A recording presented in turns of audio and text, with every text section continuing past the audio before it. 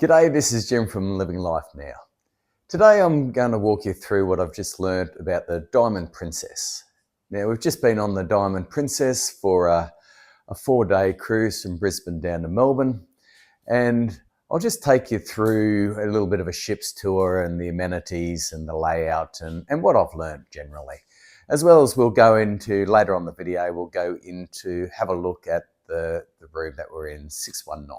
You get used to saying that with every drink, but I won't give away all the secrets. All right, anyway, let's get into it. I hope you enjoy it. The Diamond Princess was launched in 2004 by Princess Cruises. It has a gross tonnage of about 115,000 and is 290 metres long. It can accommodate 2,670 passengers and has a crew of 1,100. My wife Linda and I sailed on a 4-day cruise, leaving from Brisbane, going to Sydney, and then finishing up in Melbourne. It was only a short cruise, but as usual, onboarding was seamless. The favourite part of the ship is walking up this gangway. It's very exciting. As I said, it's a Mitsubishi ship sailing out of Brisbane. The pilot left us in Caloundra, and from there, the ship sailed on overnight to Sydney. Now, we experienced pretty rough conditions, so we were brought forward to our arrival time in Sydney to 2 o'clock in the morning. Now, I sleep with the blinds open, so I was lucky enough to just kind of wake as we were coming through the heads. So I decided to get up for the sailing, which was really worth it for the half an hour. The lights were off on the Opera House and the bridge, but there's nothing like Sydney Harbour, and it's stunning at night. The next day, we woke up, went back to bed, we woke up and it was raining. So we decided just to fill the day in Sydney we got off the ship and we met some cousins in Sydney, and we ended up having lunch at Meat and Wine Co. Now, the Diamond doesn't have a steakhouse. Well, it does have a steakhouse, but not the usual Crown Grill. So I like a steak, so pick one up in Sydney. Now, Circular Quay for cruise ships is one of the best berths in the world, I believe. Located right in the centre of harbour, Circular Quay, you've got the rocks on one side, you've got the Opera House on the other, and the bridge. It's an amazing location, and every cruise ship wants to go there, and unfortunately it can only take one at a time. We really love being in port here, just taking on the views of around the ship. Even on a miserable day, Sydney is just beautiful. The Diamond Princess has 18 decks, and 13 of these decks are available to the public. It has 2 pay-for-access areas, one of them being the sanctuary at the front of the ship. Now, the sanctuary is a very good area, but is it worth it? I don't know. There's lots of good areas on this ship, but certainly if you want to be some peace and quiet and it's a nice day up the front of the ship, you can grab a cabana, no problems, and enjoy your time up the sanctuary. Lots of sun chairs on the upper decks, and a few are out of the breeze. The bonus on this ship is the conservatory. Now, the conservatory is a unique indoor space and designed to provide passengers a tranquil and relaxing environment. The area is enclosed by glass and allowing the natural light to get in, allowing the scenic views of the ocean, and protects you against the elements. Great spot. It's got table tennis up there. It's got a bar up there. It didn't stink of chlorine, which was a real bonus, so the exhaust system up there must be pretty good. It's got hot pools, it's got the pool. Great place to spend the day. Some rate the Diamond Princess the best princess ship, just for the reason that it has lots of space. For the smokers up on level 15, there's a little smoking corner, one of 2 on the ship. Up on level 15, you also have the Lotus Spa, as well as the gym.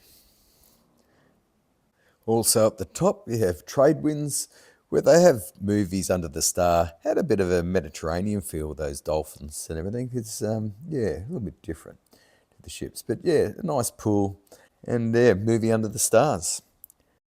Also up here is a great place to grab some lunch. You can get pizza by the slice at Prego Pizzeria. You can get a drink at the Mermaid's Tail Bar, and you can get some burgers or chips or whatever at the Trident Grill. A hot dog, I recall. But yeah, just more takeaway kind of food stuff up there. You've got Swirls, great place to get your ice cream and your luxury desserts. The Horizon Court. Saw some people walk in, not wash their hands. I can't believe it after COVID that we're still doing great food up here. I was quite surprised. Usually we do the sit down dining, but we actually ate up here, and yeah, it was excellent. Variety was good. It was nice and fresh. Yeah, they were very efficient. The staff were amazing on the Diamond. They are so attentive. It's ridiculous. One of the best ships I've been on for attentive staff, and friendly, and they're nice. So yeah, Horizon Court. Yeah, bit of a surprise. Maybe I'll go back to that kind of eating. Right now, at the back of the ship, you have the Horizon Terrace and the Outrigger Bar. Now, right at the back, you have the terrace pool. Now, if you want to get your steps up, you can go from level 12 here to up to 18. So it's like little deck heaven. There's little stairs and decks in it. So yeah, it's quite interesting. But the back of the ship's always a beautiful spot to watch the ship stream. Now, the Izumi Japanese bath takes pride and place up the top there. Now, again, this is another pay-for-use area. We didn't use it, but it holds perfect position up the back there and beautiful views out to the stream of the ship. So it would be tempting to go up there, but I think it was $60 or it might have been $70 for the day. And I think it was 35 for an hour there. But you'd get a beautiful sail away from that hot pool and the Izumi bath. And there's also baths inside there. Also, the second smoking area is up there for the smokers. Now, entry to Skywalkers is also up there. Really bright coloured kind of thing. Well, we didn't go to Skywalkers nightclub, but saw some footage of some people dance up there. Looks like they're having a good time. You get the elevator up there, and the hole's great spot up there at the back of the ship. It's kind of like in a wing. But yeah, Skywalkers nightclub, if you're up after 10, which I'm usually not, that might be a place for a boogie. As I said, I didn't go to the Izumi, but yeah, it looked pretty good. Might be a good way to spend sea day. Kids Club are up there for those with kids. So back down the promenade deck, lots of plaques. So this ship's been all over the world, like all Princess's ships, but lots of plaques there at the rear of the ship on deck 7. Now, Club Fusion is where they hold their elite and their captain circles. In the afternoon, you can get a snack there if you're platinum or elite. The service was really good here too. Really nice bloke from Bali who was looking after us. So friendly and attentive, and they have a little bit more time and take a bit more time with you at these circles if you want to engage in conversations. If you don't want to engage in conversation, but some of the conversations with these people, finding out about them, some of the staff there is really good. There's some really nice people. There's also this little hidden corner down the back of Club Fusion, but it had a rope across. But I was told by somebody that it used to be a bar and a little seating area down here. So it's a little hidden corner. Hopefully they do open it up on the longer cruises, but yeah. Now moving back to the promenade areas, you've got your usual digital medallion net help there, and I stopped there and the staff were very friendly and helpful. You've got a couple of restaurants here. So you've got your usual Sabatinis, as again, we didn't eat there, but always good. The menu looked fantastic. Your photos, which you can also get on the app. So everything you can get on the app these days. If you want help, it's there. Also, they had this Japanese restaurant for sushi and everything. We didn't eat there, but apparently people that did raved about it. So if you're into your sushi, the Diamond Princess is the place for you. Now the portrait area is usually same. Explorers was really good here. Yeah, they had a couple of good shows. They had a Beatles show on there, and it was very popular. Yeah, the entertainment was good, And yeah, people out and about on this ship, on this particular cruise, so it was good to see. We love this little area on the left here, these little seats. The windows were large and you looked out in the promenade deck and always something going on there. Crooners, of course, again on the promenade deck, yeah, there's something going on around you. It's exciting. Great place to sit and have a drink. So I highly recommend those two. Might have had a couple there. Shopping, didn't get into shopping. But anyway, it's there if you want. The Wheelhouse Bar, nice plush area. Went there a couple of times in the evening. If you're with a larger group, the Wheelhouse Bar is the place for you because there's lots of, like group setting. You could 6, 8 in a group. So if you're in a larger group, yeah, the Wheelhouse is the place for you to meet. And get yourself a little corner, have a drink, and there's entertainment there. The Princess Theatre, totally packed out. 15 minutes before the show was packed out. But these smaller cruises, quite often people are packing things in there, so they want to see everything. And it's, yeah. But this ship held it well. It wasn't over the top busy. Again, shopping, yeah, I think I walked in and out there, but yeah, usual stuff. If you want to shop, you can shop anywhere. But shopping's your thing. There's always something for you. I always laugh at the gold by the inch. You can buy gold by the inch on a cruise ship. Yeah, up the help desk or customer services, great there. Atrium, well, it's not an atrium because it doesn't go through, but yeah, absolutely brilliant area there. They had pianos there, they had string quartets, great entertainment. Again, pokey areas, yeah, I might have gone in here and lost £1 or a little bit more than £1. Yeah, it's not a huge casino, but it's got everything you need. The pokies was there, they had the tables there. Yeah, it was a nice little spot. Wasn't too fond of the bar because the bar was seemed too wide. You have to stretch over the bar to grab your drink all the time. But yeah, pokey area, fantastic. If that's your thing. If it's not your thing, stay out of it. No international cafe, which we love the international cafe. Even instead, you had the library and internet.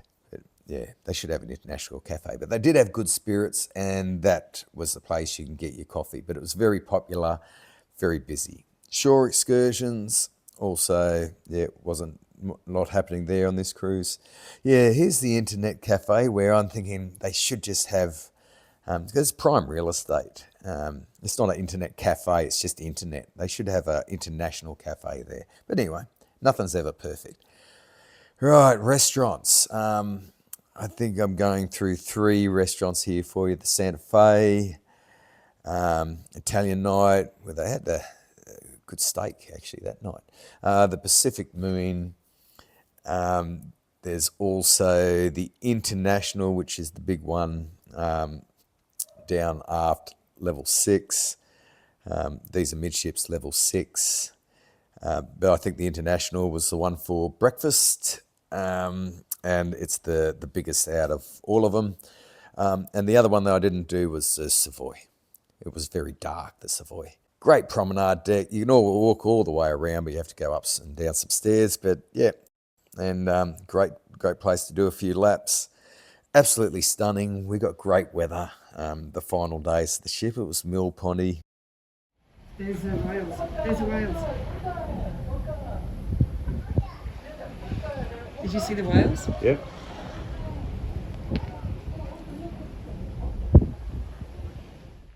So making their way back to our room,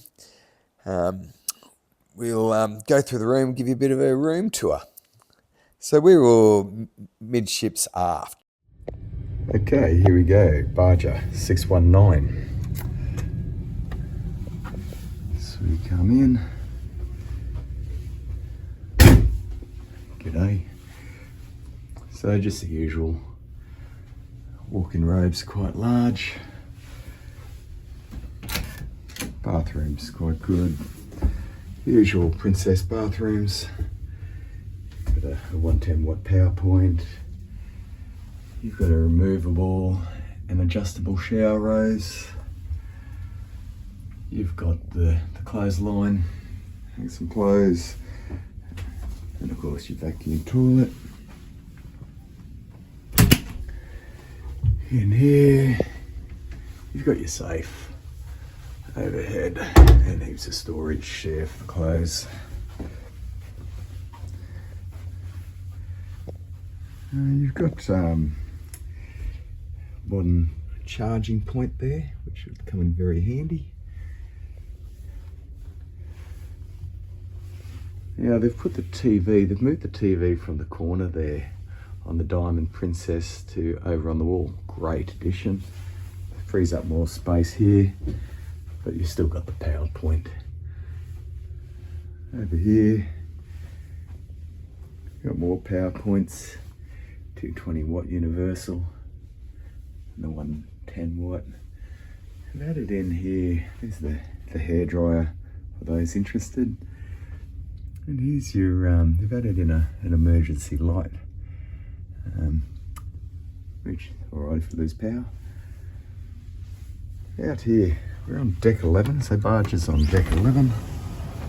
So we kind of move out.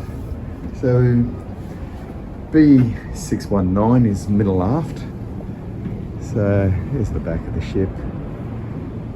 Come to the front of the ship, where we also look over the mini suites. Look at that. Some person's drying their socks. First day here, but anyway, don't know how they got wet socks, but I'm sure that's a story.